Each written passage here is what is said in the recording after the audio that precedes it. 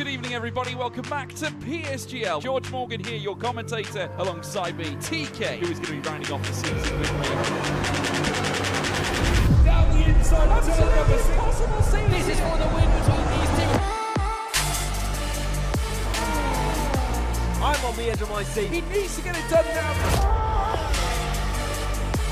Blakely will dive to the inside. We'll go bust. We got our elbows out. Ronar takes the lead. Because here comes Alfie Butcher. Can't really complain with that one. It's not going to be easy. The pressure is on, of course. Jarno Watmere is your champion.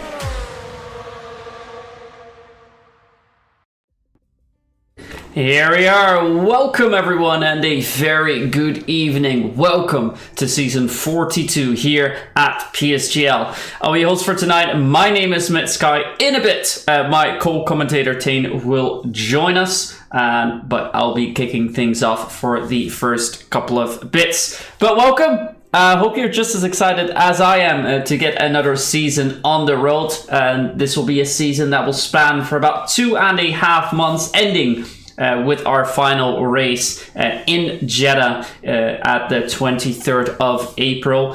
But before I take you through all the news that we have to talk about, the drivers, everything else that's going on, let's first take a look at our new calendar.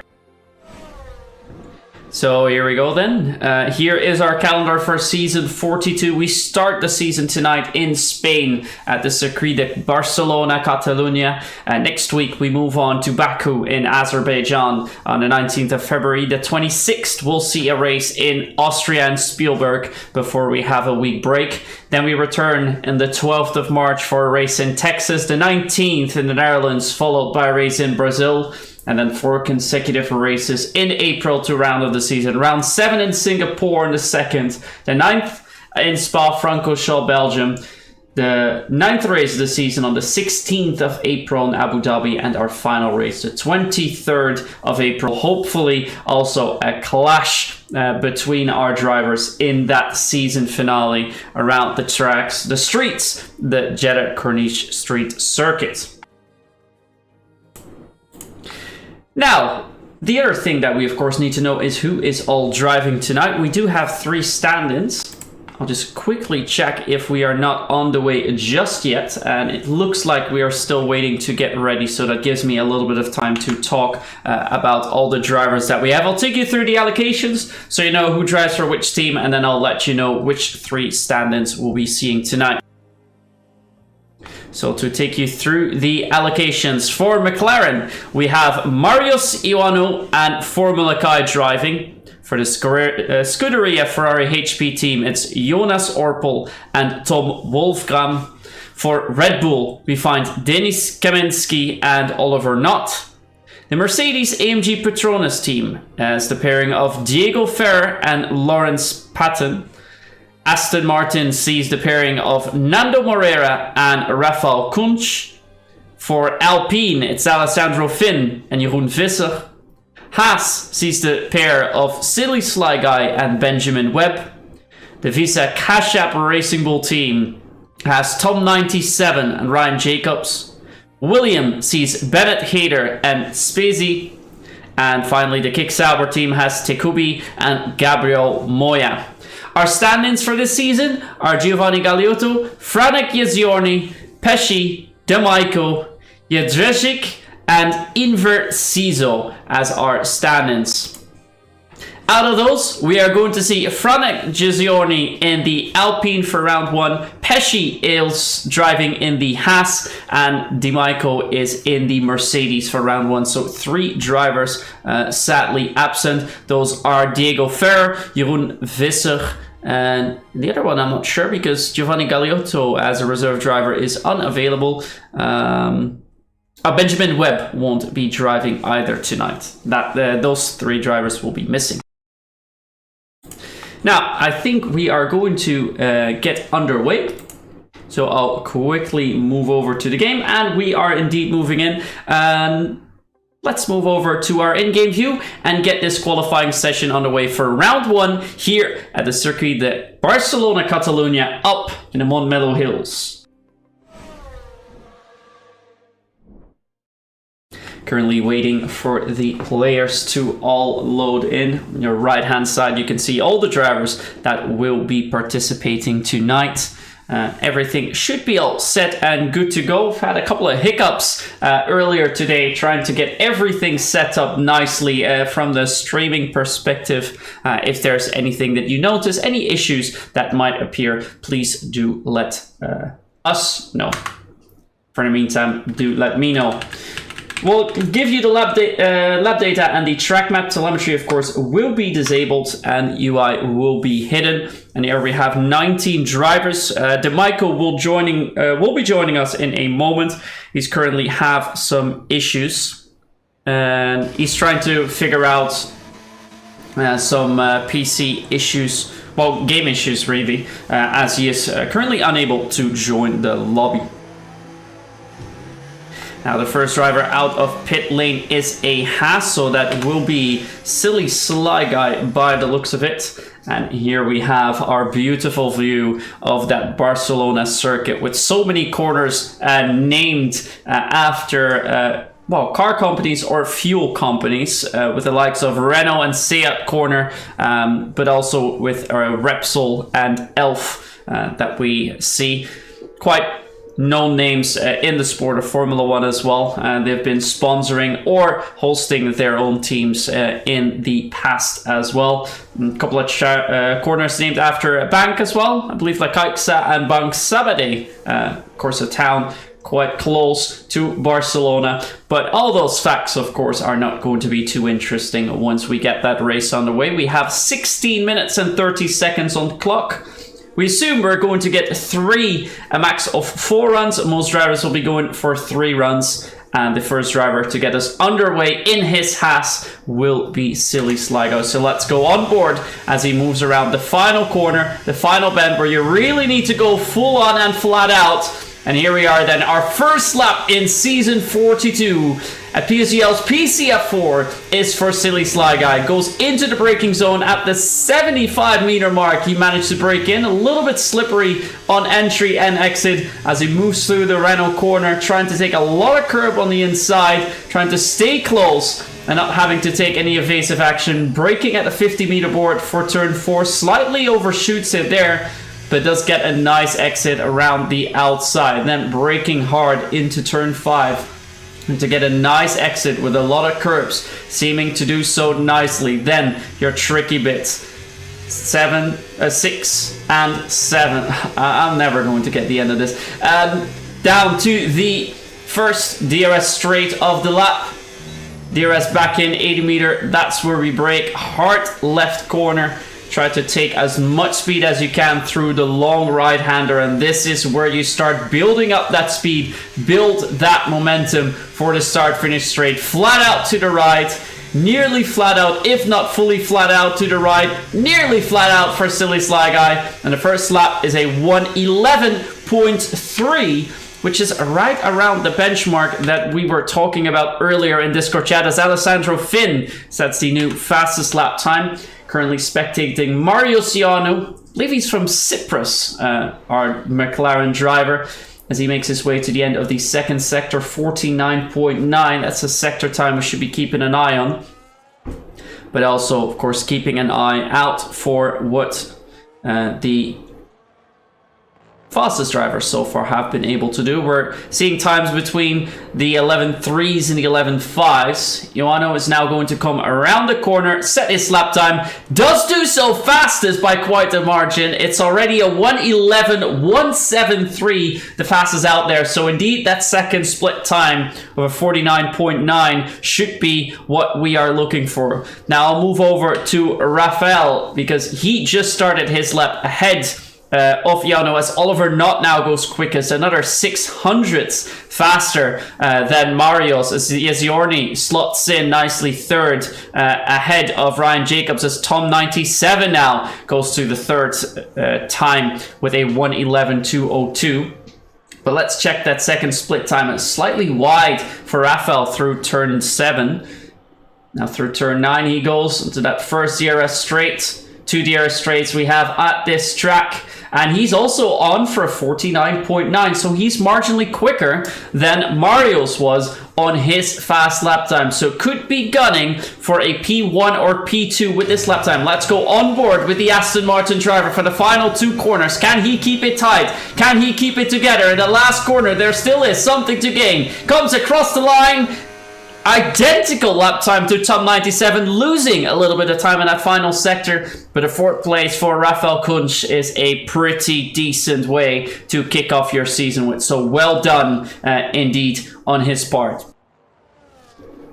Now I think my co-commentator is joining momentarily, so I need to keep an eye on that as well. And it looks like I hear some noise in the background. Tane, welcome to season 42. Thank you so much. I'm sorry I'm late, but I'm here. And I appreciate you covering for me until I got here. Well, it's nice to see you joining us in the comms box. Now, I assume you need an invite to get into the qualifying session. Is that correct? I do, please. Thank you. All right, let's get that sorted. If I can figure out... oh, yes, of course, the invites and requests. Now everyone can see my friends list, not that I mind too much. There we go. Thank you. And now you should be able to join us. We've just had our first runs. Oliver Knott has set the fastest lap time in a 1:11.113. Already quite around the benchmark time that we saw our drivers talk about in Discord earlier today. So it looks like we're going to be a little bit quicker than that, Tane. Yeah, so I'm just joining now and we can check out the time. So is it Oliver Knott that's the fastest at the moment? Yes, indeed. Yeah, he's always been a great driver, Oliver, and I expect to see big things from him this season. I watched him race at the back end of last season. He got a podium in Abu Dhabi. He's always been a phenomenal driver, so I'm not surprised at all. But it's extremely close. Oliver Knott at the moment a 1:11.1, and then we have Tetsubi in the Sauber going into the pit lane, and Nando Moreira who in the Aston Martin. I'm not sure if he's on a lap at the moment. No, I don't think he's on a lap at the moment. The sector times we're gunning for, at least in the second sector, is a 49.9. Moreira far off, so he's just going for an in-lap, I presume. I think he's already harvesting some energy. But Alessandro Finn and Denis Kaminsky have just started their laps. Alessandro Finn is first on that end, and in his first sector times already a 10th up on his own personal best. That would already propel him to a P5 classification from 9th, and he still has 2 sectors to go. Now the tricky middle sector, turns 7 and 8 through Worth, is where you can gain and lose a lot of time, and Finn seems to navigate through that quite nicely. Now through 9, taking a lot of inner curb, keeping the car nicely together. But what is that second sector time? It is a 49.9, so he's matching what we saw Tom 97 do earlier on, and he's almost 2/10 up on his own best lap. Yeah, a phenomenal Sector 2 time from Alessandro Finn as he comes around turn 13 and 14 and then down towards line. Little bits of battery, but he'll empty the tank to the checkered flag and into 1:11.0 in his provisional pole with 10 minutes to go here in Barcelona. A brilliant lap from Alessandro Finn. That's indeed a stellar performance from Finn, as he's the first driver to dive into the 11.0s. Most drivers are now exiting pit lane to go out for an outlap. Marziano, Tom 97, Jonas Orpol, Franek Yazorni, and Ryan Jacobs, just to mention some from the top 8, are out there. But also Tom Wolfgram is currently on a lap for the Ferrari. He has the pairing with Jonas this season here at PSGL, but let's see if Wolfgram can go for an improvement in that middle sector, stepping out little bits in turn 7, but keeping it nice and tight through turn 9, not touching the inner curb as much as we saw other drivers do, and he comes through at a 50.0, so he's about a 10th off of Alessandro Finn, but still on for a big improvement on his own personal best. He is. So we have a lot of the drivers now leaving the pit lane and getting out there for their second runs. 8.5 minutes remaining, and we do have, there's a Ferrari as well of Jonas Opel. He's actually up through the sector 1 time. He's just coming in towards turn 7 and 8 now. Tricky part of the circuit, very easy to lose the rears back onto the back. You just see him feather it a little bit as he goes into the right-hander. The rear wing opens, he gets that extra bit of horsepower as he lunges in towards turn 10 onto the brake pedal, and he's down, so he's lost it all through sector 2. He had a splendid sector 1, and that is how quickly it can all change for the Ferrari driver. Yeah, in the meantime, Marzino beats his own lap time but does not improve his position. He's still in P3 as we now see what Tom97 is going to do on his second run. He is only marginally down in that first sector time, 0.005 of a second that he is slower. But let's go on board with the Visa Cash App Racing Bull to see if he can improve in that middle sector. That's where the key was. That's where Jonas was unable to improve just now. But looks like Tom97's got a nice entry through turn 7, taking a lot of inner curb in turn 9 too. And now it is a dash towards turn 10 and that second sector split. We move into the 49.8s. This is on par with what Marius was able to do just a moment ago. But Tom97 is marginally quicker. Can he keep it together for the final lap as Ryan Jacobs now comes home in a new fastest lap time? But can Tom97 beat it? Can he dethrone his teammate in the second run? The answer is no, but only 0.009 of a second separating them.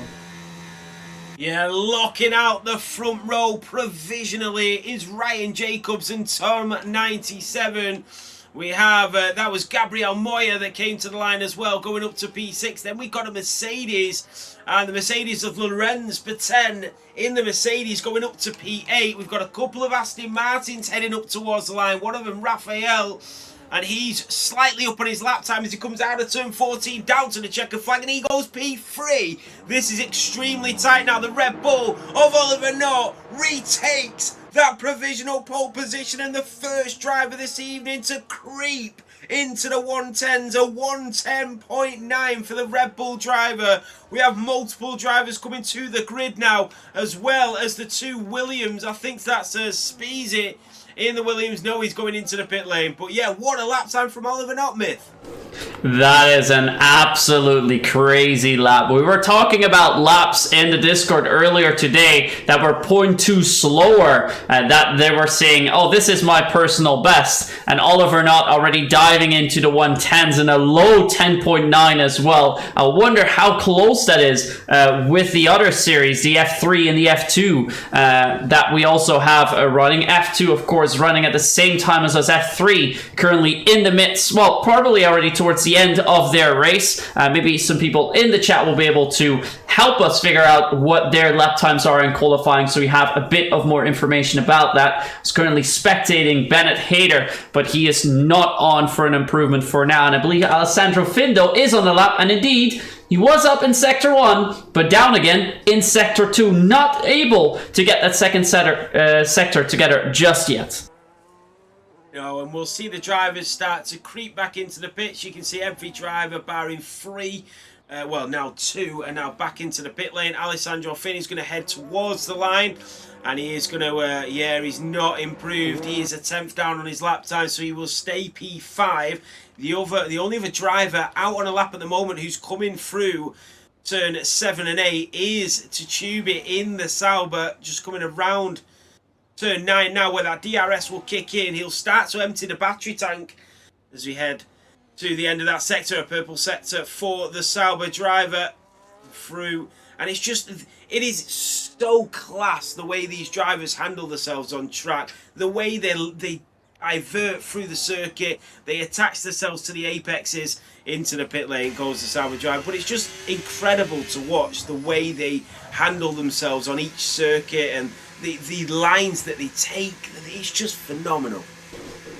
It is phenomenal to see indeed, and I think a wise decision from Takubi to dive into pit lane. There's just 4 minutes left out there, and with the lap time that he was doing, he would be on for a potential P16 or even P17, so he's not on for a massive improvement, even though he still has to set a lap time, which means that his next lap will be do or die. Out of the final laps, the first one out is Lawrence Patton, who will be the first one to round off his first qualifying session of season 42, driving for the Mercedes F1 team. And yeah, his teammate, of course, sadly not here tonight. DeMichael would be stepping in for his teammate, but the reserve driver having some issues joining the server, meaning that we will have 19 drivers on the grid tonight instead of our usual 20. But I think this is the perfect moment to go on board with Lawrence Hain and give you the mic to go for a full lap with our Mercedes driver. Oh, on board with the Mercedes AMG Petronas driver of Lawrence Patton. As we come around turn 13 and 14, this is where he needs to get it right. The entrance into his penultimate lap. DRS enabled, ERS is on. All the way down towards turn 1. The overtaking opportunities will be in full flow during the race down here. In towards the first chicane, hugging the apex, into turn 2 at the left-hander, and then the long right. Very easy to step out here and lose them rears. The drivers have got to be so cautious about that. Around the long right-hander, in towards turn 4, where we've got to come right back on ourselves as we head in towards turn 5 at the left-handed hairpin and sector 2. Around the left-hander, back onto the throttle once again, feathering it onto the battery, so clinical as we go into the elevated zones, down and then back up, and then a little snap there from the Mercedes driver. That would have cost him. Around the right-hander, DRS enabled, battery back on. The Mercedes driver trying to put it all on the line here just to find an extra couple of attempts, and that's exactly what he's finding. The Mercedes driver nearly 2 attempts up as he comes around turn 12 at the right-hander, hugging the apex, giving it absolutely everything here in Barcelona through turn 13 and 14. And this is a brilliant lap, but how brilliant is it going to be? It is a 1:10.9. It's provisional front row for Lawrence. That was a really good lap considering the little snap oversteer he had in turn 7, improving in every single sector there, especially that middle sector was really good, but also the final sector, taking that last corner in a way that I've not seen a lot of other drivers do just yet. But let's now move on to all the other drivers because they are starting their final laps. Tom 97 leads it, then it's Ryan Jacobs ahead of the Williams drivers, but let's first see what Tom 97 can do in sector 1. Is he going to be up or down on his own personal best? We're gunning for 21.2s. It is a 21.2, and he's 1,000th of a second quicker. For Ryan Jacobs, sadly, I can't see what his split time was or would have been, but we'll stay on the ropes with Tom 97, seeing how he navigates turn 7 and 8. This is where we saw Lawrence have a little bit of a moment, but so far Tom seems to be moving through quite nicely. Then the end of sector 2, your split time here is a 49.8. He's marginally slower than his own personal best. Has to try and pull some magic together in that final sector, otherwise an improvement will not be made on his final run. Oh, and I think Ryan Jacobs might have made a little mistake through sector 3. Tom 97 to the line, and it's P4. Ryan Jacobs, he actually made up time with that mistake as well, but only slightly. He stays P3. Bennett Hayder comes through in the Williams to take P4. The checkered flag has waved now here in Barcelona. Myth, they're all coming down to the line. They're all coming down to the line indeed, and here is Alessandro Finn. He was down 4,000ths of a second in that middle sector. There was time to be gained still in that middle sector. He doesn't gain any time there, and he slots in P7. Now, what can Marius do? He is on for a 49.7 in that middle sector. That's quite a bit quicker than all the other drivers. He goes third with an exact 1:11. Oliver Nutt has already gone into pit lane. He thinks there's no improvement to be made there, and I think not too many drivers are still out there. Nando Moreira is still there. He can go around the final corner, but I think after that we might have everyone already tamed. Lando Moreira goes into P7. That's a good improvement through the final bits. What about Spizzy? He's not on for one. Takubi is not on for a lap. We saw Tom 97 come through before Bennett Hayter set a new fastest lap for him as well in P5. And that means we have everyone in, and it's pole position for Red Bull. It's pole position for Oliver Nutt. And Lawrence, who we saw earlier on, where we thought that his lap might not be good enough for front row, he will be on the front row, and it is P2 for him. Mario Zionao comes in third, and it's Ryan Jacobs ahead of Bennett Hayter, Tom 97, Nando Moreira, Rafael Kunz, Alessandro Finn, and in P10, Jonas Orpel. Yeah, what a qualifying session that was here in PSGL PCF4. Oliver Nutt leading by example here in Spain. He takes pole position, but the Mercedes, the only other driver to get into the 110s as well, are the front two drivers. So that should be a tasty exchange going down in towards turn one. That will be a tasty one indeed, and that means that we have a little bit of time to catch a breather before we get our race as we see our drivers entering pit lane. I've already given you our top 10, and as soon as we are fully loaded into the results screen, I can also give you 11 down to 19 if the police waiting removes within the next 15 seconds. If not, we'll take a look at the circuit that we'll be driving at today, and I think we're not going to see the results screen anymore, so I'll take you through the track map for tonight, so you know all the information you need to know for a race tonight in Barcelona. So we're going to go around the circuit, the Barcelona-Catalunya, 2.89 miles or 4.6 kilometers. Rework in 23 with the final chicane removed. Distance from grid to turn 1, 579 meters. The pit lane time loss of 29.8 seconds and 2 DRS zones. 1 with a detection before turn 9 with the zones from turn 9 to 10. And 1 detection before your final corner, turn 14, and a zone at the start-finish straight. So 2 DRS zones. A lot of overtaking opportunities, and Tane, well, I think we're in for quite a good one here tonight. It should be an absolute treat. The drivers will know as well that it will be quite a difficult one in terms of overtaking, because when you're locked in that DRS training, you've got a grid super competitive as you have here this evening. It can be quite frustrating, but you just need to keep your head. You need to be patient. You need to be strategic. And I think pit stops will play a massive part in this. The pit strategies and whether you can get it right and hit the button exactly at the right spot. And that will play a huge part in this race as we progress through the evening. Yes, indeed, and it looks like at least the weather is all bright and clear, so the weather is not going to be a factor in this race as far as we can see. As when it comes to strategy, we're likely going to see most drivers go for a one-stop. I think we'll have quite a few starting on the mediums, if not, it will be the hards, and then with the pit stops, we'll see them switch vice versa. But we're currently waiting for everyone to get their setups locked in, prepared for the race. And then we'll have 19 drivers on the grid for our first race of the season here in Barcelona. A 10-round season in total. Ends at the end of April, so in a little over 2 months' time. And we'll have plenty of action still to come. And where the real F1 has also descended upon these hills of Montmeló in Barcelona, we now fittingly start this PSGL season as well here in Barcelona.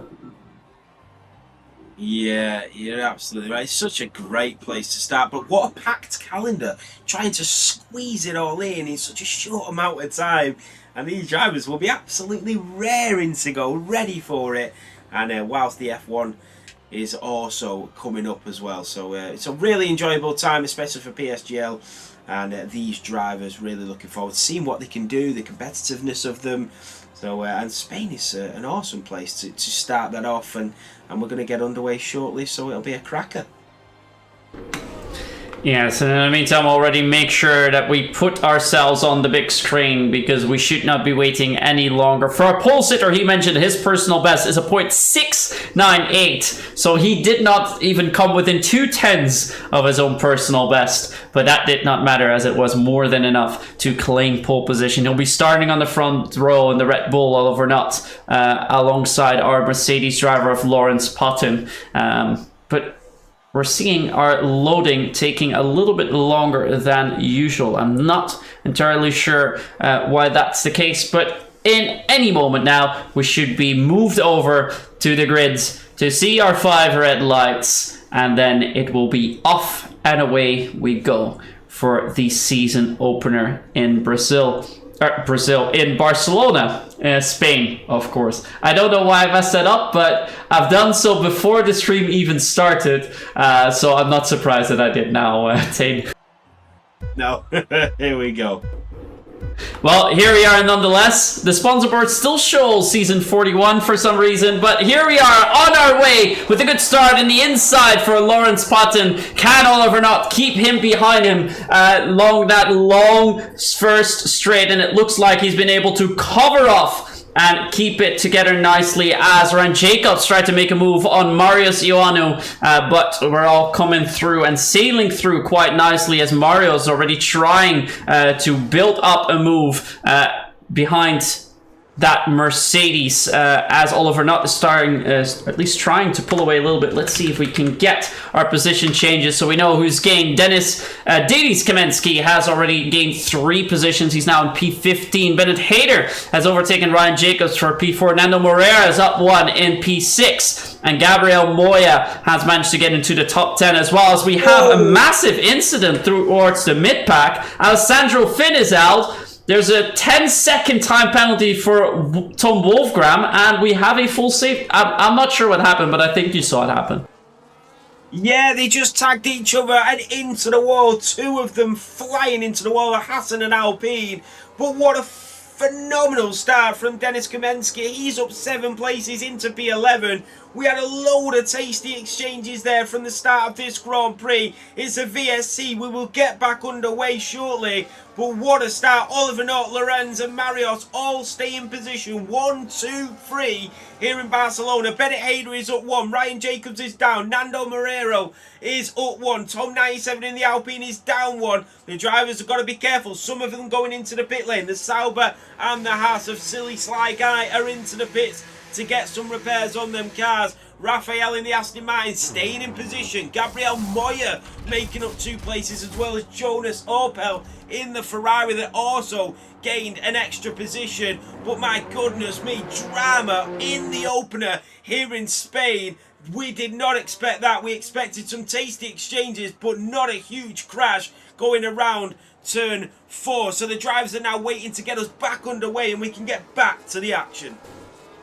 Yeah, we're waiting for any reply from Alessandro Finn in our Discord chat. So far, no news from him yet.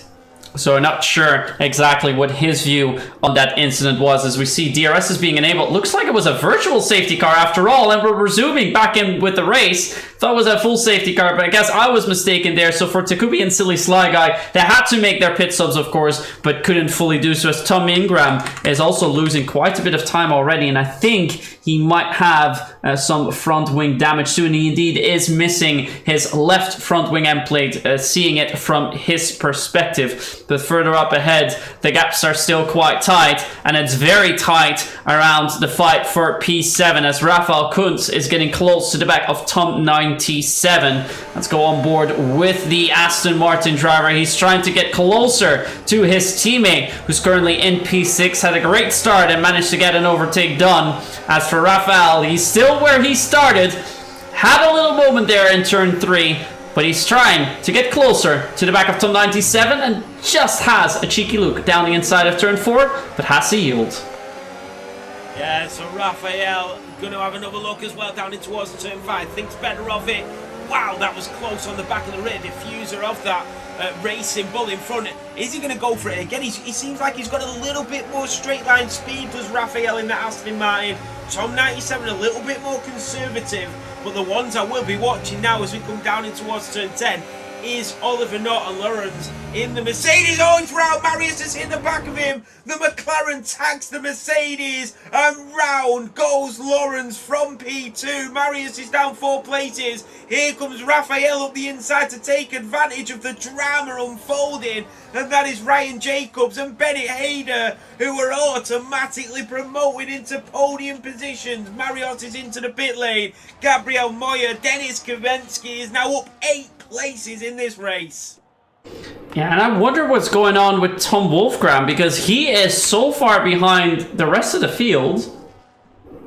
I'm not entirely sure what has happened there as we see more and more drivers heading to pit lane, but I think he might have gone for a pit stop as he's seemingly having some good pace. But all this chaos is massive news and great news for Oliver Knott, because he now has more of a 1 second cushion to the drivers towards the back of him. So if he can keep this 1 second margin and extend to that along the first pit stop sequence, he might be on for a great and classic race win to kick off his season. But of course, we're way ahead of that. We're just in lap 4 out of 33, but we've already seen our fair share of chaos with Alessandro Finn out of the race after contact, and now Marius Ioanu hitting the back of Lawrence Patton, who's dropped to P5, but Marius in P17 after also a pit stop.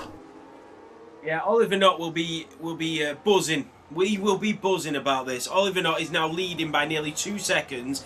He's shaken off the rest of the grid. He's not in that DRS train.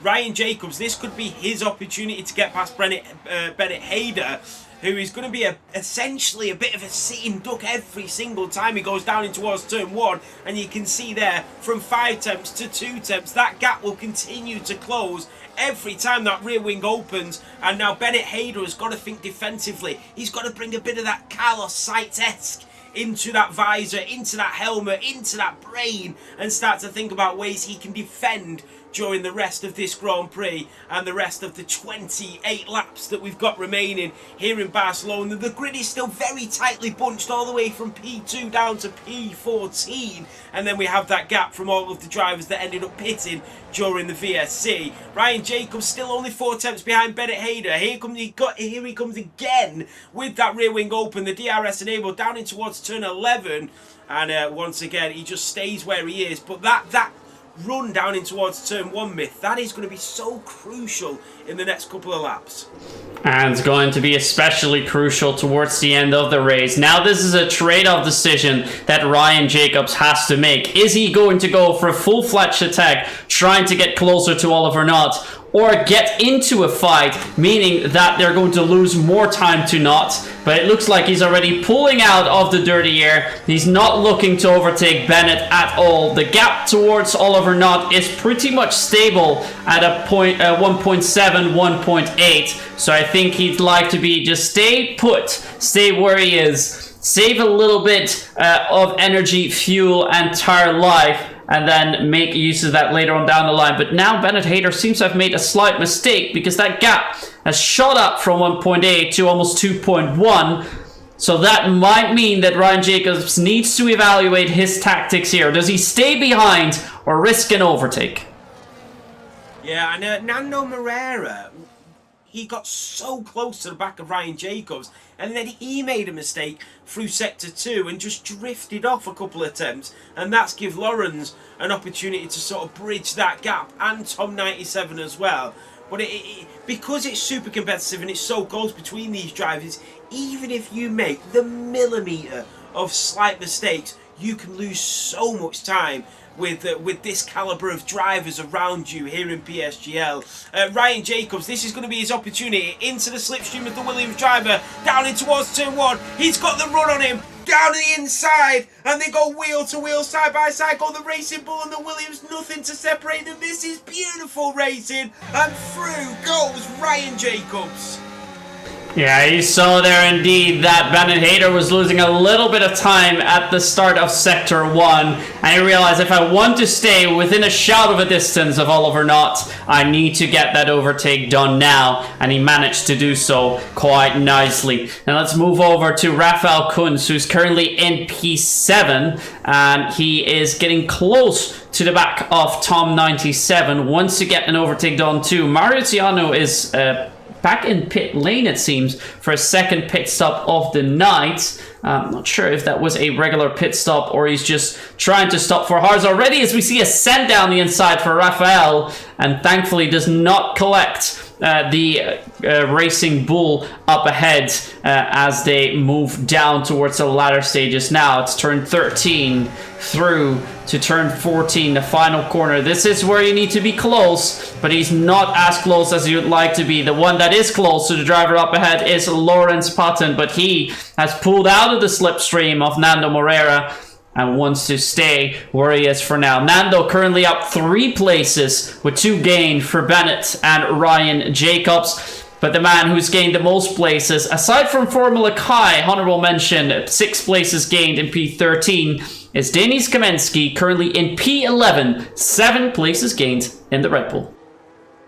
Yeah, an awesome start for Denis Kamensky in that Red Bull. As you said, 7 places. He is just drifting in and out of that DRS range of Franek in the Alpine, so he just needs to be careful. He doesn't want to lose at DRS because essentially you'll end up falling off from the drivers in front, and he's already gained so much time, but he's doing a good job just inching his way back in, and then once again makes that slight mistake to just drift off out.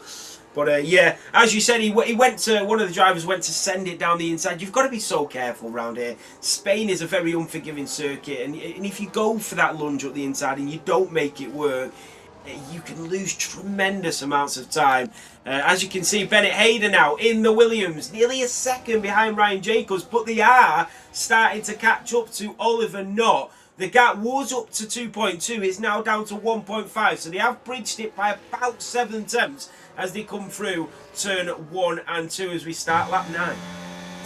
Yeah, looks like Ryan Jacobs currently the fastest man on track. Bennett Hayder has to pull it together to stay within that 1 second margin. Almost fell short of it, but now within 8 tenths and keeping that nice tight together. Nando Moreira as well. He's also 9 tenths down on Bennett Hayder. It looks like he's a second out now. Looks like they're currently unable to match the lap times that Ryan and Oliver are setting in P1 and 2, and that's going to open up another opportunity for Lawrence and Tom 97 as they're looking to go for some overtakes, because as soon as you lose that DRS, you're going to be easy prey for the drivers behind you. Dennis has also lost that connection in P11, so we're likely going to see Spacey overtake him in the next couple of laps. He's actually the only driver that has started on the hard set of tires, as all the other drivers started on the mediums. Means that now the hards are getting into working territory.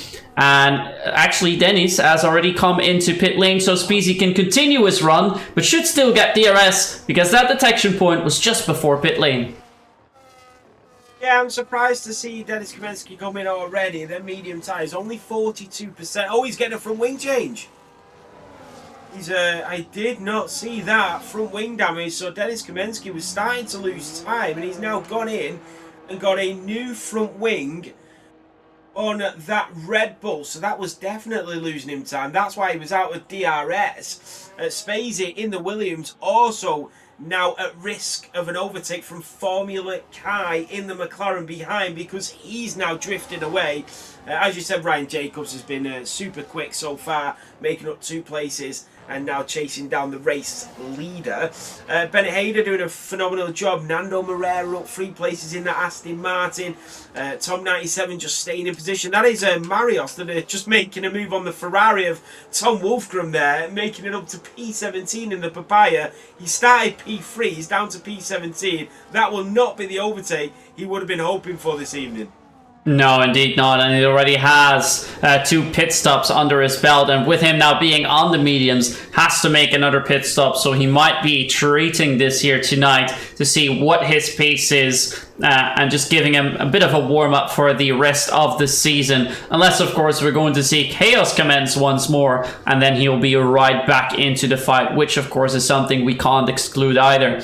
Further up at the top, it looks like Ryan Jacobs and Oliver Knott's gap has started to stabilize on the 1.6, 1.7 that it is now. And Bennett Hayder is starting to get closer towards the back of that Racing Bull as well. So he's keeping inside that 1 second margin nice and Nice and tight. As for Spacey, he's unable to gain more time onto Franek Yaziorni in P10 so that he can be within that 1 second mark. But also for Formula Kai and Pesci, they're currently unable to overtake the Williams man as Marius sets another fastest lap time with a 1:14.0. He's gaining a lot of time on the other drivers, but then again, he is on fresh mediums.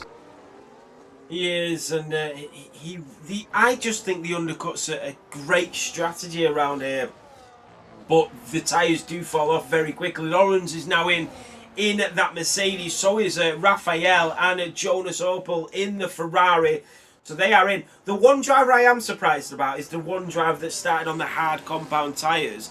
I don't know if that strategy would work around here, especially a track like Barcelona where you get stuck in that DRS train and it's so difficult to overtake.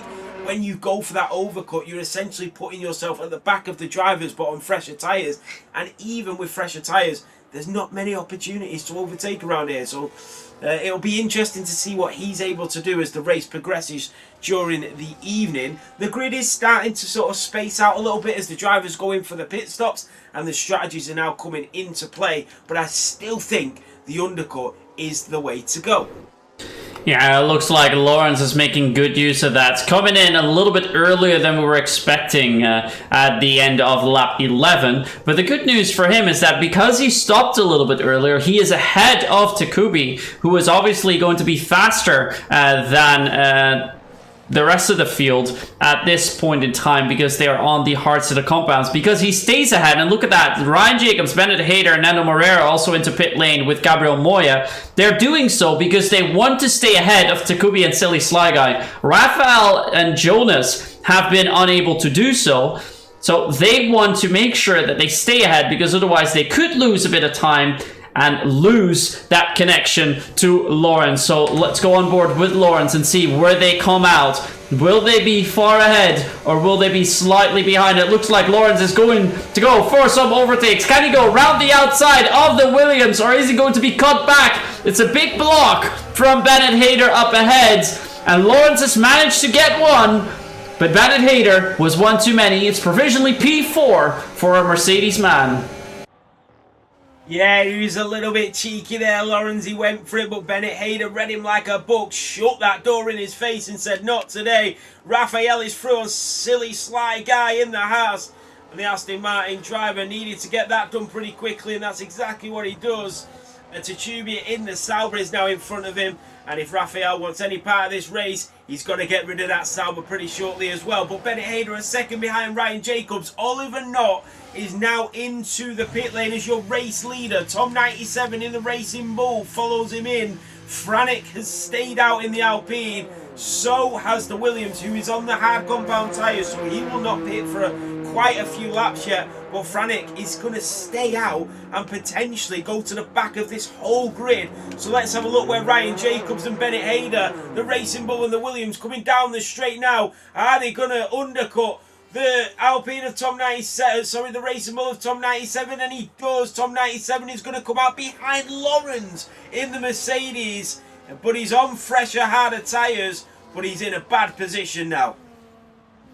Yeah, and he was also in not a comfortable position, at least not as comfortable as he was before, is Oliver Knott, because the gap to Ryan Jacobs is now 8 tenths, meaning that the gap that he had, the DRS window that was closed for Ryan, has now been reopened, unless Oliver is going to do something about that in the next lap, because DRS is going to come into play around the next corner. And I think for Ryan this means that they've managed to catch up. Oliver not going very wide through turn 9, losing half a second there, and now definitely the drivers behind him have caught up. Oliver is pushing it to the max, and that's cost him a little bit of time. He does have the freshest tires of the drivers behind him, but we now see a train form with Knott ahead of Jacobs. Then it's Bennett Hayter, Lawrence Patton, Tom 97, Nando Moreira, and Raphael Kuntz, who are within that 1 second. Jonas Orpel is trying to get in between there,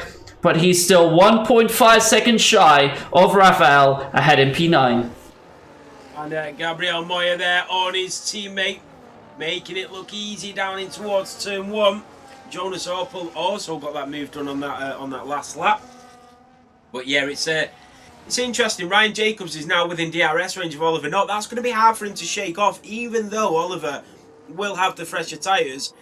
He probably won't be able to get rid of him for quite a few laps once them tyres start to die off in the sort of end of this race. Alessandro, sorry, that's forget me. So you've got Raphael, who's outside of the DRS range, so is Jonas Orpel. So them two will be at risk of an overtake down towards turn 1. You've still got the Williams and the Alpine who have stayed out.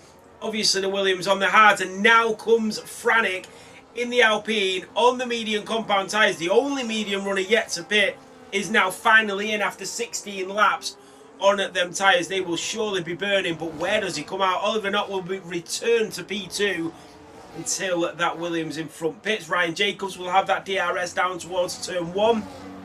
Is he going to get close enough? He is, bridging that gap down to 2 tenths. And this is exactly what Ryan Jacobs wanted around turn 2 and then into the long right-hander. And Oliver Knott will feel a little bit more uncomfortable than he did around 3 laps ago now, Myth. Yes, he will indeed, and I think he'll also be wondering why he didn't stop a lap earlier. That would have been perfect, because as soon as he saw Lawrence come in, that should have been the cue for him. Now I go as well. If I go a lap earlier, I keep that gap to the drivers behind. He went a lap longer, and that means that everyone's caught up. We have a yellow in Sector 2 in the meantime. That is for a slow-driving Williams, I believe. That must have been for Spacey. Indeed, it's for Spacey. He's made a mistake. He's lost his front wing end plate on his right-hand side cockpit view.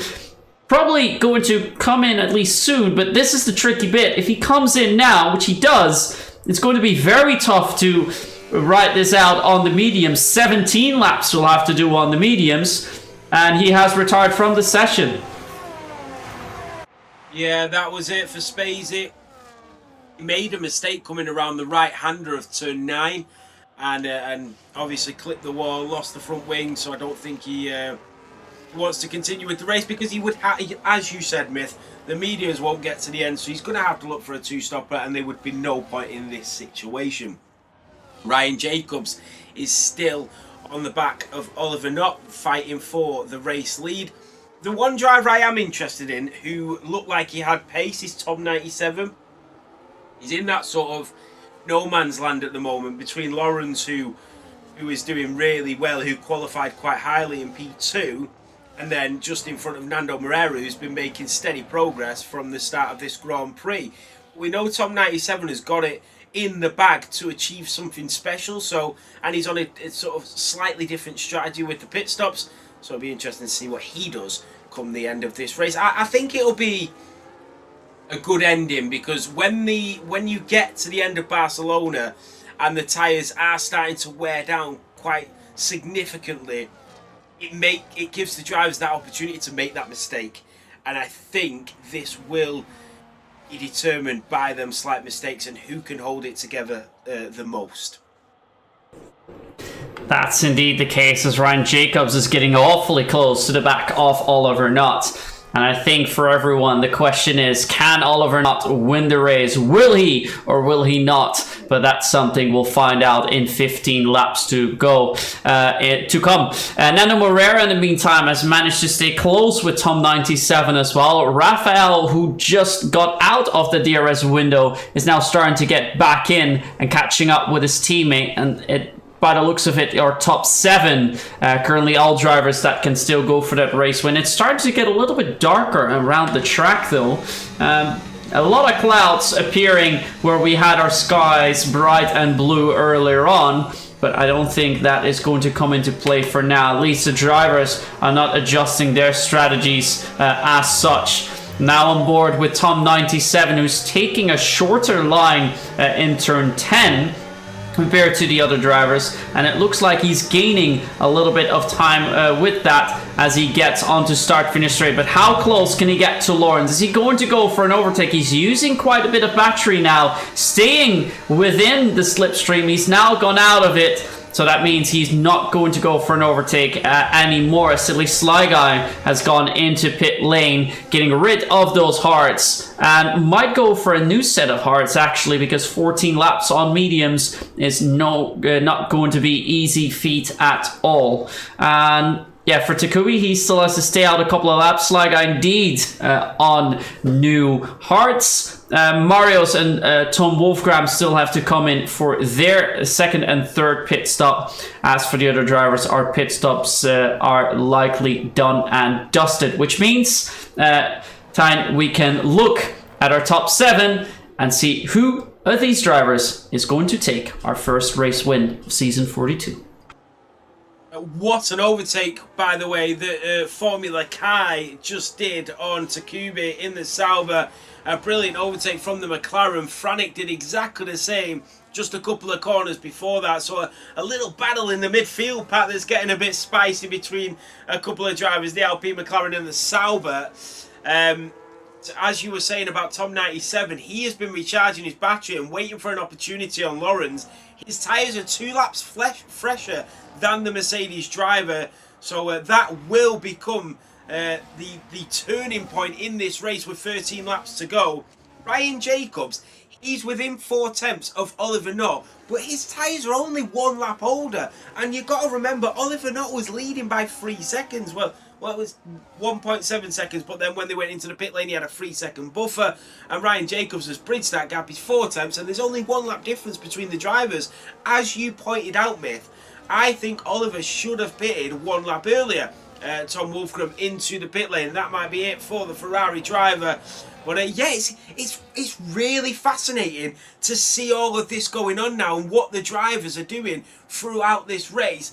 And as they sort of weigh up their options, you see Ryan Jacobs isn't even touching the battery. He's sort of waiting because he knows that he's got to use it at the exact right point to make an overtaking opportunity count. Oliver Knott is still using it slightly, but Ryan Jacobs is like, no, not for me. I'm waiting and I'm going to take it when I need to take it. Here he comes once again, just feathering it as he comes out of turn 14. Yeah, driver that is touching it a little bit more is Tom 97. Is getting within a 10th of Lawrence up ahead, but has decided to yield and not go for the move just yet. With 12 laps remaining, it would be slightly early to make, or to at least start the charge on the drivers up ahead, but he knows that he's a little bit quicker than Lawrence up ahead. But where can he make that move sick? He's already trying to drive different lines to get closer, as we saw Bennett Hayter just lock up momentarily into turn 5. But he's seemingly kept his distance nicely. As for Rafael, we see his time fluctuating quite a bit. Then it's outside the 1 second mark. Now he's within 3/10 of Nando Moreira up ahead. So he's getting awfully close to the back of his teammate. But he does not have to worry from behind, as Gabriel is 3 seconds down in P8. So 8, 9, and 10 currently not in for a fight for any points. For Formula Kai, it will be a great fight with Franek Giorni for that final point. As for Pesci and Denis Kavensky, they won't be within that fight as they're still too far down. As for Rafael, he's also pulling out now a little bit, so not wanting to go for any overtakes. Most of the drivers, I think, are just waiting until we see any changes tire wear, maybe some mistakes, and of course until we reach the final few laps. But look at Rafael, he's so much quicker coming through turn 3. That's where he gains a lot of time on Nando, and that's where I think in a couple laps time he's going to try his move. Yeah, you just picked up on that, Myth. I think with these drivers, they are just waiting because they are so smart. They are the top of the top drivers that you will see anywhere on the planet, and they are just waiting for that 1 split second that they see a lack of concentration from the driver in front, and that's where they go. That's where they'll penalise the driver.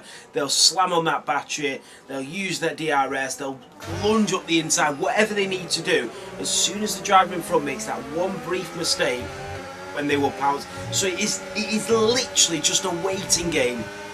The drivers are waiting, they're being patient and just eager to get past, but also thinking about the long run and playing this game. Now here comes Rafael or Nando, and this is what we were talking about, and he's going to just empty the tank. He knew he had an opportunity coming out of turn 14, and he took it with both hands. Here comes Jonas on Gabriel as well, wheel to wheel around the outside. A beautiful move from that Scuderia Ferrari. The Sauber, nothing he could do about it. He's just going to have to stay with him now.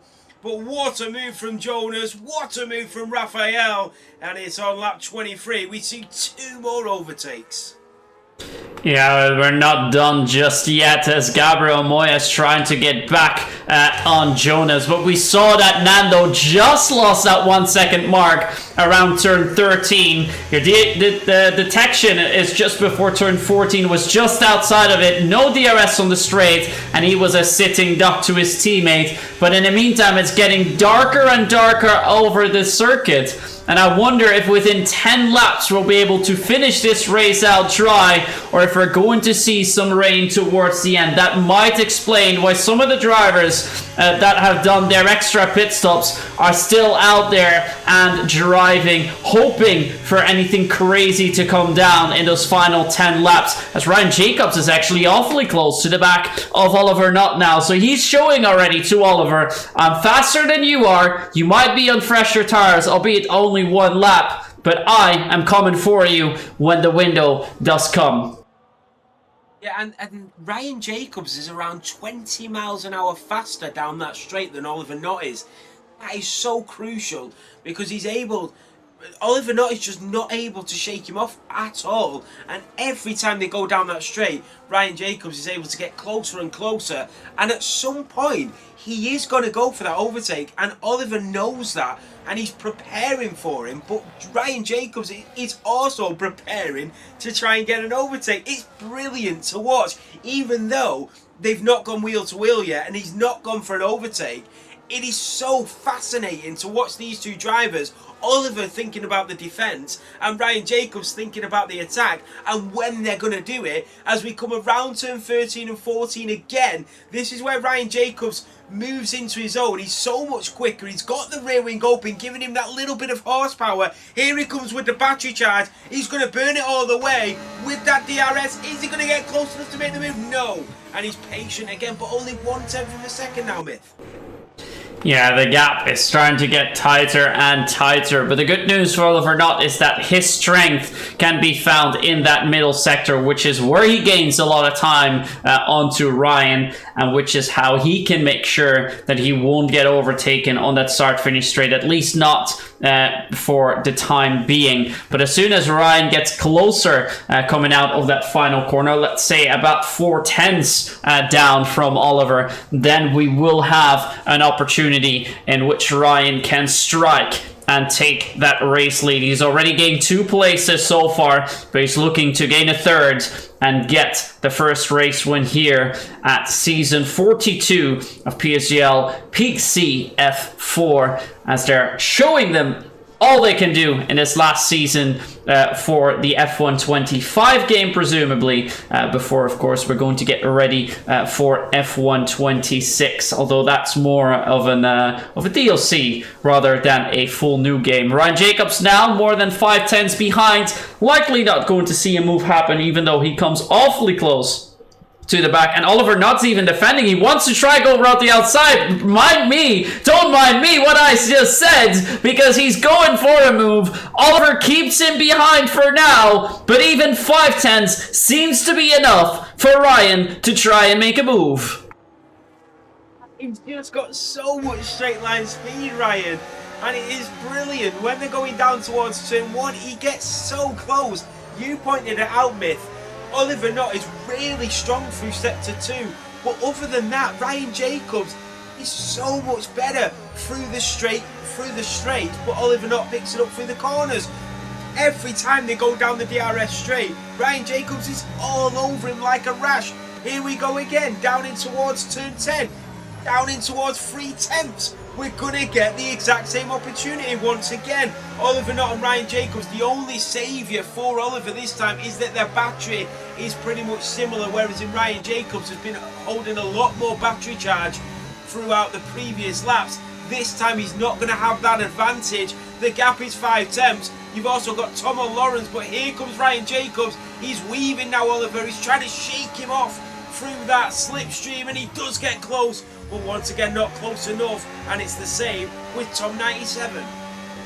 Now we also have to look a little bit at battery usage. It looks like there's about 30% remaining for Ryan Jacobs as he's trying to get close to Oliver Knott into turn 4 as well. So for Oliver, he has just over 40%, so a little bit more battery that he has, although it's more or less equal as we dive into turn 5. Let's see how it is for the other drivers. Bennett has about 50%. Lawrence has the same. Tom 97 almost filled to the brim with ERS energy, so he has a lot to still dispose, and he's going to dispose that in the final few laps. But our eyes will be on the fight for P1. Oliver Knott and Ryan Jacobs, who of the Red Bull powertrain powered cars is going to get that race win, or is a Williams going to steal it from their clutches as they fight for that win? For now, though, the gap seems to be a little bit bigger entering the start-finish straight, so Ryan will be harvesting a bit before he's going to mount his charge on Oliver Knott. 5 laps to go. It's lap 28 of 33. It's about to go down. Yeah, Ryan Jacobs has got to recharge. He's got to be patient. It's just every position is earned here, and he's got to earn it. Ryan Jacobs, he's got to be patient. Recharge that battery. He's going to get one shot at this, and the one shot needs to be absolutely perfect. He's got to race it hard, race it fair, but he's got to wait until that opportunity arises. He doesn't want to run out of laps, so he's got to take it at some point. It's got to be a statement in this tier. Once again, he loses a little bit of time there, though. As you pointed out, he is so much better through that second sector, is Oliver. So down in towards turn 10, and then through sector 3 we go. Oliver Knott in the Red Bull, leading to the Racing Bull of Ryan Jacobs. Bennett Hayder is starting to get a little bit involved now, with 5 laps remaining. Around turn 14, Oliver Knott 8 tenths clear. This is not going to be close enough for Ryan Jacobs. Oliver Knott burning that battery again. And Ryan Jacobs, and that is Gabriel Moyer in the Sauber. That is round. He's made a mistake and tumbles down the grid. Formula Kai's into the top 10. I was just saying, we're going to see a lot of pressure onto Gabriel Moya as the cars behind him have managed to cut down that gap to 4/10s, and he made a massive mistake coming out of turn 13, and he's now outside of the points, and it looks very unlikely that he can recover from this. Formula Kai now in 10th, and that will be a fight down to the wire for P8 between Frank Yaziorni, Jonas Orpel, and Formula Kai. And the drivers up ahead will be fighting for the podium positions. Nando Moreira 7th, Rafael Kunz currently in 6th. Then it's Tom 97, Lawrence Patton, and currently our top 3. Bennett Hayder in 5th. Ryan Jacobs in 2nd, and Oliver Knott in 1st place. For how long will that be? It's lap 29 now of 33, and we're going to move back towards the top of the grid, where Oliver Knott keeps Ryan at a 7/10 margin. Yeah, this is relentless pressure from Ryan Jacobs, lap after lap. It is just pressure, pressure, pressure. Ryan Jacobs, he now has 4 laps remaining to get this race victory on the opening race of the season here in PCF4 for PSGL. He's got to do it. It's relentless. One small mistake by Oliver Knott and he will be punished. If you blink, you lose positions in this kind of DRS train. It's an incredible watch. Raphael and Tom. Tom is going to go for that move on Lawrence. Down in towards turn 5. He went for the outside, thought better of it. Lawrence placed that Mercedes beautifully and was able to defend. Ryan Jacobs, half a second to Oliver Knott. This is where Oliver Knott excels through this sector 2. He's got to get closer. This is it for Ryan. Down in towards turn 11, into the left-hander. That Red Bull just easing away onto the throttle, just keeping control of the rears. Them tyres around sort of 55-60% mark as well. They've got to be cautious of that. That's got to be playing in their minds. And once again, a brilliant exit from Oliver Knott to extend that gap to 7 or 8 tenths as we come out of turn 14 and down the pitch straight. And Ryan Jacobs is not going to be closer. I think he's waiting till the very last lap. What do you think, Myth? They will want to wait as long as they can, and ideally making that move in the final lap means that it's very unlikely you're going to get overtaken after that. So that's where you want to do it, but it also means if you fail, it's also done for. So he will have a couple more opportunities. It's now 3 laps to go. He has an opportunity at the start of lap 32. He has an opportunity at the start of lap 33. So 2 chances remain. Likely, as you said, he will take that second chance and make the move on the final lap rather than the penultimate one. Tom 97 in the meantime is trying to creep up onto Lawrence Patton, because if he wants to get a podium still, he needs to make that move at the start of this lap so he can still get close to that Williams of Bennett Hayter. But can he do so? It looks like Nando Morea has fallen out of grace, and he's now over a second down on his teammate Rafael. So we're 6 drivers that still fight for the race win. Ryan Jacobs has gone within 6 tenths, but seemingly just too far away. Yeah, sorry, Myth. Oliver Knott made a very, very slight mistake through sector 3, and I thought Ryan Jacobs was going to pounce on him, but he didn't. He's being patient, he's being calculated, he knows when he's got to strike, and he is definitely waiting here. It's textbook racing, it's smart defending, it is relentless pressure from Ryan Jacobs.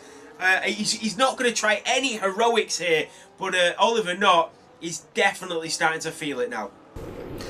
Definitely starting to feel it indeed, and it looks like we should keep our eyes on Ryan Jacobs and Ryan Jacobs alone, because this is where the race win is going to be decided. 4.5 tenths separating P1 and P2. Oliver Knott versus Ryan Jacobs. We're now approaching start-finish. Slightly wide for Ryan at the exit at turn 10.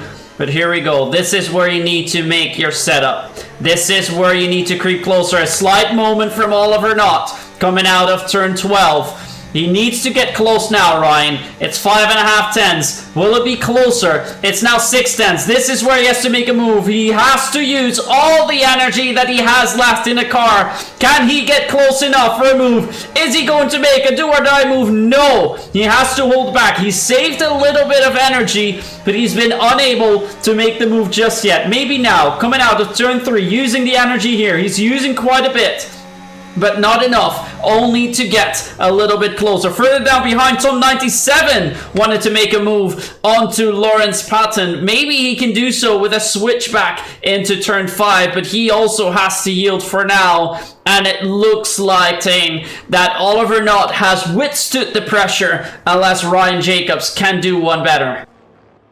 Yeah, that was his only opportunity for Ryan Jacobs. He didn't pull it off, and we know how good Oliver is through Sector 2. It has been a phenomenal performance from the Red Bull, practically flawless from Oliver Knott. He definitely deserves the victory. Ryan Jacobs had his opportunities, he had his chances. This race has had everything, but it's Oliver Knott that is going to come through around the final corner towards the checkered flag. Oliver Knott is your round 1 race winner here in Barcelona. Ryan Jacobs takes P2 and Bennett Hayter on the podium here in PSGL. What a race indeed from Oliver Knott. Of course, had some massive gains from that contact with Lawrence and Marius at the start of the Grand Prix. That gifted him a little bit of a gap, and that was a gap that he never rescinded to. He takes the first race win of the season ahead of Ryan Jacobs, podium place for Bennett Hayter, and then it's Lawrence Patton in P4 ahead of Tom 97, Rafael Kunsch in P6 ahead of Nando Moreira, Franek Yaziorni in 8th, Jonas Orpel in 9th, and Formula Kai, despite starting last, picks up the final point in P10. What a race. is how you start off season 42 here in PSGL. PCF4. Well done to all of the drivers. That was brilliant. And we'll see a little bit of the podium celebration as we get our information. Yeah, race winner Oliver Knott. The fastest lap was set by Takubi after all, but I think indeed Formula Kai deserves honorable mention for still picking up that final point.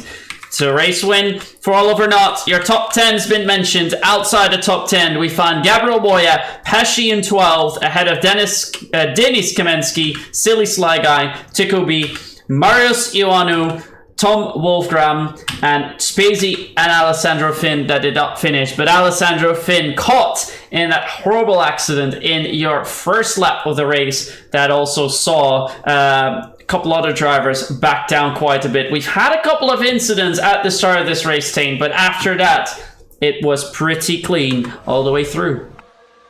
Yeah, you sort of expect it at the start of Barcelona, going in towards turn 1 and turn 2, and the drivers are just getting acquainted with each other for the very first time. I mean, they've probably raced together previously quite a bit, but for the new season, down in towards turn 1, the first time they've been on track together, racing. So you expect a little bit of the elbows out, but other than the first sort of 1 or 2 laps, everything else was just spectacular. What a way to open the season! Some great performances as well for the drivers. I am looking forward to some of the other drivers that didn't get on the grid, didn't get on the podium today. Especially with their performances through qualifying and the pace that they showed, and how unfortunate they were. So I am looking forward to seeing what else they can do throughout the season. But yeah, a great way to open it. A great way to open it indeed. And with you mentioning the rest of the season, let's take a look at our calendar once more and see what we have in store for you this season 42.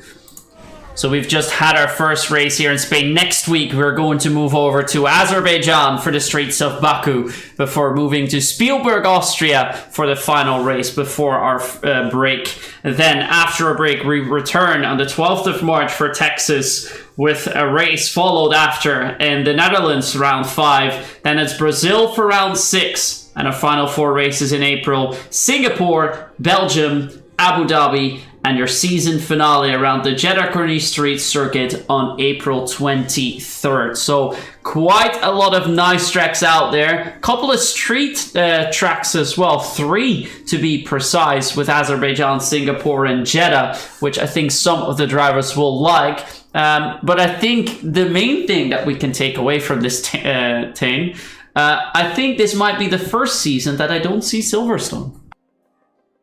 Yeah, Silverstone is so iconic as well. It's where everybody sort of thinks about when you think about motorsport racing.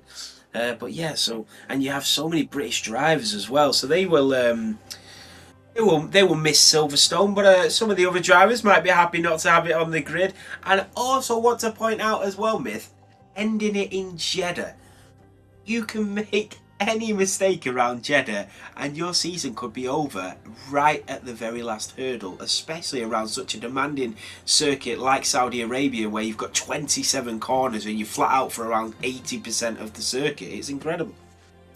It is incredible indeed. But before we have more chats about that, and before we end off the stream too, we still have some interviews, because it looks like Bennett Hayter and Oliver Knott are already there, and Ryan Jacobs seems to be up for it as well. So let's move over to our interview overlay and move in Bennett Hayter for our first interview of tonight.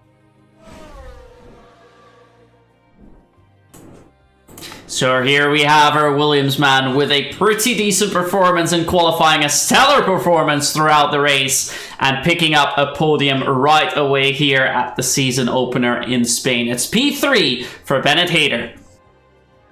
Yeah, first of all, nice to be here. And yeah, thank you for the introduction. Really enjoyed the first race. Well, it was, of course, quite a thing here to start in Spain. For not all the drivers, their favorite track. How's that for you? Spain has always been a decent track for me, but also one track where everyone is kind of up to decent pace. So the level has always been really high around here. You could see it today in the quali as well. The gaps were insanely close. So definitely a fun track, but also you really have to be perfect here, especially in quali. Yeah, but overall a good track for me. That's what I can say. And then, of course, this season you are here in F4. Were you happy with your placements? Yeah, considering how last season went, I did the mid-season signups and only did a few races in F4, and I felt like I fit into the grid quite well. And yeah, I'm pretty happy with F4. And I think we can really fight for good positionings in the races this season. Well, then in the race, of course, there was one moment that really defined your podium position. Was towards the start of the race, where we had an incident between Lawrence Patton and Marius Ioanu. What exactly happened there? Because we did not manage to catch that. Yeah, to be honest, I was about to ask you what happened because I didn't really see it myself. Looked like one brake too late and ran into the back of them, but I don't really know. They just spun in front of me. Was quite lucky to get through there without damage, so really fortunate for me. But I actually don't really know what happened. I have to look at it. Fair enough. And then, of course, that paved the way for a great P3 result here. Did you think there was more in it for you, or was P3 the max that you could do tonight? I'm really happy with P3, but I think there was more in it. Of course, there are always little mistakes, but what comes to mind first is the pit entry. I was really cautious, lost a lot of time. Therefore, I had to push a lot on the outlap, which really ruined my tires. So yeah, that was really unfortunate. And also, Oliver couldn't break the DRS, which would have been good for us. But yeah, both had really strong pace. So overall, I think we can be really happy with P3. Very good, very good. Tane, any questions from your end? No, I thought it was a great race all round. It was a brilliant performance. Just near the end there, you were following Oliver. You were recharging your battery a lot better than Oliver was, Bennett. And were you disheartened that you weren't able to get the race victory? Because I thought at points that you were able to sort of go for it at times, but you just didn't end up getting it in the end. Yeah, to be honest, we kind of knew we wouldn't be able to go for the victory. Overtaking is nearly impossible, if not impossible. Even if you have DRS and a whole lot of battery, yeah, the odds are really small that you're going to overtake here. So, although we had good battery management and also tire management, I don't think the win was possible, honestly. Oh, I completely understand that. You are absolutely right, Bennett. You drove a phenomenal drive, and there were so many chances where there were so many instances where you were so close as well, because you were so good with the battery and so good with the tyres, and your exit out of turn 14 was brilliant. So really unfortunate with that, but what a performance, and well done on a brilliant podium, Bennett. Thank you really, really much. Really appreciate it. And thank you as well for joining us. Hopefully, we're going to see you much more throughout this season. But for now, this will round off our interview, and we're going to prepare to move in our P2 man in the name of Ryan Jacobs. He fought very hard to get that race win, but in the end, could not get it. For Bennett, thanks again for joining us, and hopefully, we will see you soon. Yeah, thank you. Bye-bye. Thank you. Now let's move in to Ryan. So here we have him then. A great race performance all the way through. An undercut that put him in an opportunity to still go for a race win. But in the end, the gap was just too much to overcome. It's P2 for Ryan Jacobs. Hello, yeah. We'll take it. It's a good performance. The fans are happy. So that's all you can please at the end of the day is the fans. That is very true indeed. But let's start off with the qualifying session. How was quali for you? Yeah, it was good. I mean, doing 11-0, can't complain. Can't complain. You put the practice in, and you know that's what I was doing consistently. So I'm not too bothered about that. There was time on it. I improved in my final run by I think it was 20 thousandths or something in the end. but I was up by half a tenth, and then you miss an apex and you lose it, and then hit another apex, and then I was back in it. I was like, oh, here we go, and then I ran out of ERS coming up to the line, so I lost a little bit more. So pretty overall happy with that, qualifying P4, and then in the race, the opening lap, it was a bit chaotic, but you just make sure you come away with your front wing. Yeah, it was indeed very chaotic at the start of the race, and then we saw you in a fight with Bennett Hader, who you managed to overtake on track. And then the key moment of this race, of course, was the pit stops. You went in one lap earlier than Oliver Knott, and suddenly you were back within that DRS window, and it really made sure that you had a couple of opportunities to try and go for it, even though every time it seemed to be just a little bit too far away. Yeah, I mean, that overtake on Oliver's teammate, well, it's not his teammate, but you know what I mean, VNT teammate, was crucial for the race because, you want to be that second man in the train. If you're second, you can control it, you can dictate it. Being third like he was behind me, he was never getting past, unfortunately, because I had the DRS. So it was frustrating for him, and I knew his engine temp was getting hot as well. And that was a really important part of the race, I think, because I was struggling with my engine a little bit as well, because I was getting close enough to overtake him, but then I was backing off it because I was like letting him, just try and close up, and he wasn't doing it enough. So I was like, right, you're boring me a little bit here, pal. I've got to go.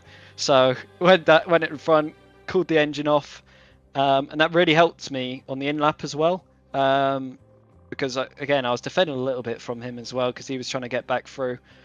But again, I knew if Oliver didn't go on lap 12, it was the right thing for him to do anyway, because again, the undercut around Spain it's decent, but it's not good enough to get you a place. So as long as he covered me off straight away, he was fine because he had that gap.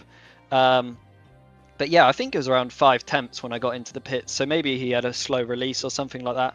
I'm not too sure, but yeah, from that point on, it was just trying to watch what Oliver was doing. Pounce on opportunity. I was wanting to get him around 25 to 27. That's when you really saw me putting him under, but I had to be considerate of my tyres towards the end because around 28 I was on 60%, so I had to be mindful there. So I was in a bit of a conservative mode, shall we say, from the end there. But if there was an opportunity, I was going to take it. I got close, but I was around 5.5 tenths every lap coming out the final corner. If I was 4.5, I think I would have got him, and then that would have been a different story. But we finished on the same tyre wear, so he did a good job, but I think I did a better job of considering I had to pit a lap before him. So yeah, it's good points for the first round. Yeah, can't be disappointed with that one. Can't be disappointed, Nadine. You got very close on one occasion where we thought you were too far back, but still tried to go for a move around the outside. But Oliver covering off you quite nicely there. Yeah, it was my best chance. I was around literally 5 tenths, I think, was the gap. I just needed that half a tenth more, or even 20,000, and I think I would have got him. But it was just, I was pushing him on those laps just to force him to use that battery, because he ran out a bit earlier, and that was the difference that I was able to get alongside him. It was a brave move. Fair play to him. He could have forced me off. But I was alongside enough around the outside. It was good respect shown from Oliver, because he, some people would force me onto that curb, bottom me out, and then that could have been an incident for both of us. So, it's good to know that I could go side by side like that with him. And it's a long season ahead. I'm sure we'll have many more battles, but yeah, you can't be disappointed with a P2 on the first round. Championships aren't won on round 1, so yeah, it's good points for the opening round. And indeed, good prospects heading into the rest of the season. Then for you, Tane, any questions on your end? No, just want to say what a great performance, and you're absolutely right, Ryan.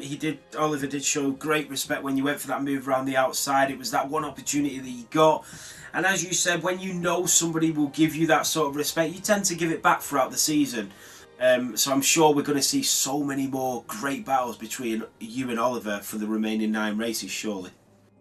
Yeah, definitely. As long as my qualifying keeps up, because today was, honestly, that was, me and Tom were discussing it, like, it was crazy, the pressure you felt, because we literally were saying beforehand, it felt like 20,000, you take any improvement, because it showed at the end there with Tom and me, If I didn't take that improvement, I would have dropped a place. So, yeah, the qualifying obviously on this game is vital. And I think you'll see chops and changes because people have different strengths and weaknesses on certain tracks. But yeah, the quality was absolutely crucial. I had a shaky start, dropping a place, but we recovered after a bit of unfortunate incidents between Lorenz and the McLaren. But you know, sometimes you just create your own luck, and today we got the rub of the green. You did, and hopefully it can continue on to next week in Baku. But what a great race, Ryan. A phenomenal performance from you, an amazing P2, and I can't wait to see what you do for the remainder of the season. So well done, mate. Yeah, thank you very much, and thank you guys for commentating. It's nice to have a pair of commentators for this season, so that'll be good. Watching this back. Thank you. Cheers, Ryan. Thank you. Thank you so much, and also thank you for taking the time to join us here in the comms box. We'll be moving in our race winner of tonight, and hopefully in the races to come, we'll see you return a couple times more, Ryan. Yes, definitely so. Can't wait for the next one. Cheers. Cheers, Ryan. All right, and that means we just have one man left, and that is our race winner. Let's move him in first. So here he is, the final interview of tonight, the interview with the race winner. And as everyone in the chat was already saying, can he or can he not? Well, he definitely did here tonight. Oliver Knott is your first race winner here of season 42 in F4. Can he not? No pun intended. Totally not. Yeah, no. Good race, actually. I enjoyed that. Good fun, surprisingly, considering how usually quite bad this track is for overtaking. So, yeah. Bit of action made me be on my toes a bit. Don't mind it. Yeah, it definitely got pushed all the way there towards the end. But before we talk about that, let's first move on to qualifying. You were the first driver to really dive into the 0.9s quite heavily. I was surprised that we got that fast because we were talking in Discord earlier and we saw that most drivers had 0.1s or 0.3s as a personal best, but it turns out your personal best is just below 0.7. Yeah, that's... yeah, I did a 0.698 in practice, probably like an hour before. So yeah, in my eyes, quali wasn't really that great because I know I can do a lot better. But no, I mean, I had P1 on my banker and I knew it wasn't a great lap and I knew I had time in it. So obviously my second lap I went again and got the 0.9 and I knew I was going to be all right because I saw the times I was a 10th ahead or so and I was like, okay, I'll be fine. I did slightly bottle my last run. I was about half a tenth up in sector 1. I had a really nice sector 1. I think it was my PB as well, but no, I lost traction on turn 4 and then again with the hairpin, which kind of ruined that. But yeah, no, obviously from quali seemed good for because I got pole, obviously, but no, there's definitely more in it, which is what annoys me. Well, that might have annoyed you a little bit, but of course it was more than enough to get that pole position for the first race this season. And then in the race, there was one race-defining moment, and it was towards the start of the race when there was contact between the McLaren and the Mercedes, and suddenly you were more than a second away of the rest of the field. Yeah, yeah, I remember seeing that. I was like, oh my god, yes, thank god. Because, yeah, I thought I would be able to hold the gap for a bit. And to be honest, I wasn't really pushing my battery much. I wasn't really pushing my tires much, to be honest. So definitely Ryan was able to gain a bit, I think, on that first stint, but I think we were pretty much equal, to be honest. But like, yeah, I wasn't, as I said, I wasn't really pushing. I wasn't saving loads either, but I didn't feel the need to, you know, full push, send my tires when I could just extend them a little bit, which is why I went for the lap overcut, thinking that I would have a little bit of better tire wear at the end. Yeah, don't know what else to say. Yeah, we heard a bit of a similar story from Ryan coming through. Of course, the gap was quite stable in that first run, and then after the first pit stop sequence, we suddenly saw that 1 second had evaporated and that you were now in direct fight. But Ryan was really keeping you on your toes, wasn't he? Yeah, 100%. Obviously, he got back in DRS because with the undercut. And from there, I mean, to begin with, I was just saving a lot. Again, but probably a bit more than the medium stint, to be honest. My tyre wear, I was getting really good laps. I was getting like 3.5% wear a lap, which is quite decent for me.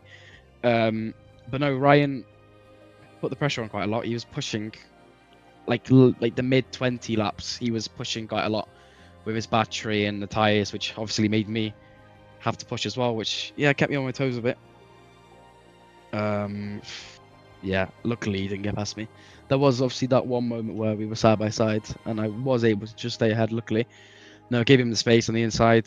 No, apart from that, I was chilling, to be honest. But he definitely was there to put a bit of pressure on me. Oh, chilling your way to a race win to kick off this season, of course, makes you one of the championship contenders for this season. Season still is quite long with 9 more races to go. Out of the races that we still have on the calendar, which one's your favorite? Let me have a look. I don't actually know the calendar. I won't be racing next week, Baku, because I'm on holiday. Austria is not too bad. Don't really like Kota, but my favorites are probably Austria, maybe Netherlands, and probably Jeddah, to be honest. Well, it's good. One of your favourites is the final race of the season, anyway. Exactly. Yeah, exactly. Well, with that, we'll throw it over to Tane. Any words from you for our race winner? Yeah, just a great performance overall, flawless from start to finish, Oliver. What a great way to start off season 42 here in PSF4. You showed exactly what you needed to do on track today. You qualified on pole position, you finished in P1, you didn't get involved in anything, you had one battle where you were super respectful, you kept it clean, you stayed in front, you managed your tyres, you managed the strategy, and you were so good on the exit of turn 14, and you thoroughly deserved the win, so well done, Oliver. Cheers, appreciate that, thank you. Cheers, mate. All right, that is going to round off our interviews for tonight too. So Oliver, thank you very much for joining us. Congrats once more on your race win, and hopefully we will see you again in 2 weeks' time then. Cool. Cheers, thank you. Cheers, Oliver. All right, and that rounds off our interviews for tonight, and that will also be the end of the stream for this evening. We've had quite a nice season opener. It's quite hectic at the start of the race, but after that, it was pretty much to what we're used to, isn't it, team? Yeah, it was great to be here. My first ever one. It was just a bit tricky to start getting used to all the drivers, but I appreciate you having me, and I'm looking forward to the full season alongside you with these drivers. What a way to open it in Spain, and I'm looking forward to Baku next Thursday. Yeah, and it looks like we have quite a few drivers that are close to one another. That will make things interesting. Our championship leader won't be there next week, so that might open up a window of opportunities for the other drivers. As for anything else, we'll have to see how they fare around the streets of Baku. With that, that is going to be the end of the race for tonight. Keep in mind that your PS season is going to start on Monday as well, 16th of February. And with that, of course, the other tiers are also running. There's many more tiers aside from F4, but your main tiers that are streamed, F2, 3, and 4, will be all on the Thursday for your PC. And F3 starting 1 hour before us, but for us, it is 9, do I say that right? 8 p.m. British Standard Time, 9 p.m. for the rest of Europe, as we are going to prepare next week, February 19th, with the next race of the season in Azerbaijan. For me, that's it for tonight. Thank you so much for tuning in, and we'll see you next week. See you in the next one.